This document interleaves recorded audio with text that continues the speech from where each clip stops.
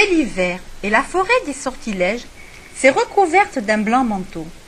Le nez collé à la fenêtre, Azalée est diablement surprise.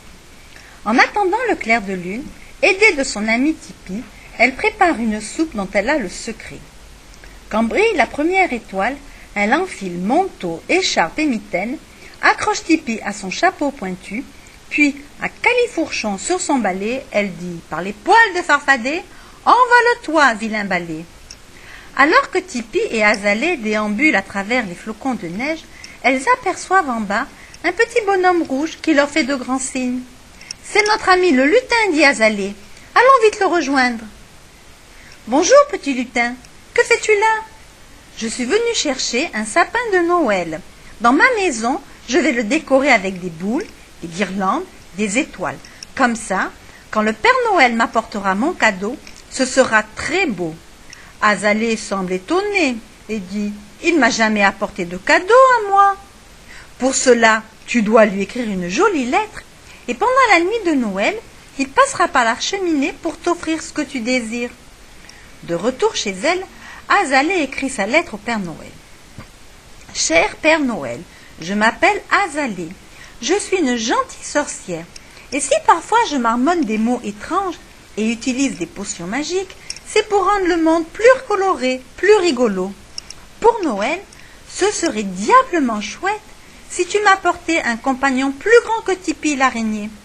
Gros bisous baveux, Azalée. » Alors, Azalée sortit de sa maison et s'exclama « Vent, tonnerre et bave de crapaud, souffle vers moi le vol du corbeau. » En un instant, un oiseau noir se posa. Voici venue la nuit de Noël, et Azalée a bien peur que le Père Noël ne l'ait oubliée. Soudain, elle entendit de drôles de bruits. Les chauves-souris qui habitaient sous le toit taquinaient le nouveau venu. Celui-ci eut bien du mal à s'en débarrasser, et finalement dégringola dans la cheminée. Le Père Noël oublia vite sa chute en voyant le sourire d'Azalée et lui offrit son cadeau. « Merci beaucoup, monsieur Barbe Blanche, » dit-elle un peu déçue par le petit paquet. Le Père Noël était bien embêté, aussi le rassura-t-elle en disant « Je peux arranger cela.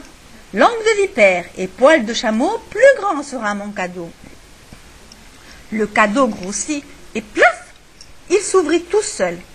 Le Père Noël écarquilla les yeux et s'exclama « Saperlipopette, il est très grand. » Oui, mais un dragon est un compagnon digne d'une sorcière. Enfin, je crois, dit Azalée. Bonjour, dragonnet. Moi, c'est Azalée, et voici Tipi, l'araignée, ma meilleure amie. Méfiante, Tipi descendit le long de son fil. Elle avait lu dans le grimoire qu'un dragon crachait du feu. Dès qu'il aperçut l'araignée, Dragonnet se mit à trembler et terrifié, il s'envola dans la forêt. « A-t-on jamais vu une araignée effrayer un dragon ?» s'exclama Azalée. Puis voyant le Père Noël attristé de voir son cadeau envolé, elle lui dit « Ce n'est pas grave, nous allons tous les deux le retrouver avant qu'il ne fasse des bêtises. Toi, Tipi, tu restes là. » Le balai magique les emporta dans la forêt, où ils ne tardèrent pas à rencontrer une chauve-souris abasourdie qui leur dit « J'ai croisé un monstre à pois verts. Je lui ai dit bonjour, alors il a craché de grandes flammes qui ont grillé mes ailes. » Azalée tendit son doigt crochu en disant « Par les poils des pattes de sauterelle, ton costume de couleur étincelle.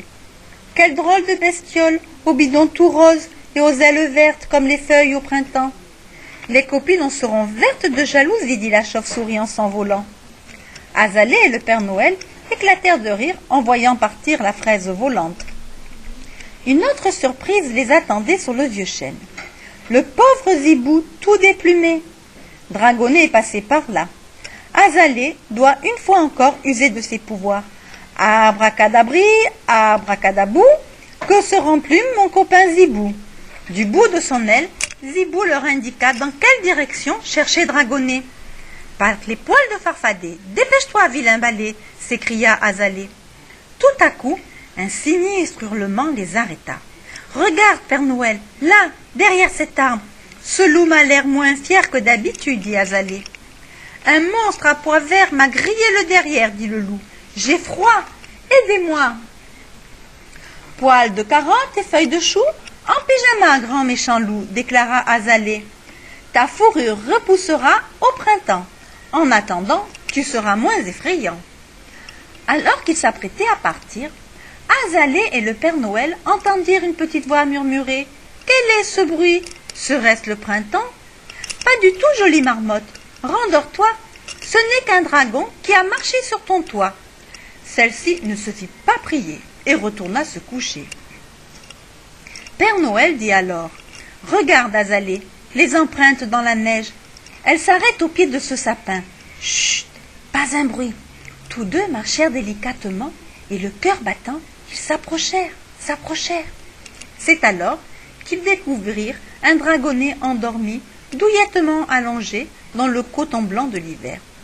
Cette journée enflammée l'a complètement épuisé, chuchota Azalée. Si j'en profitais pour le métamorphoser. L'air craintif, le Père Noël lui répondit. Choisis une créature qui ne crèche pas de feu. Azalée réfléchit. Foi de sorcière et de tipi, disparaît, cracheur de feu.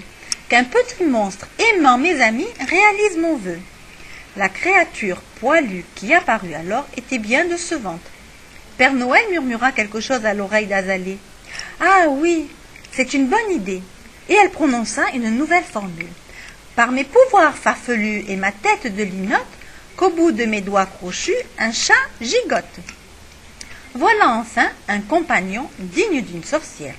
C'est ainsi qu'ils rentrèrent à trois sur le balai magique. Azalée était diablement pressée de présenter à Tipi son nouveau cadeau de Noël qu'elle appela Eureka.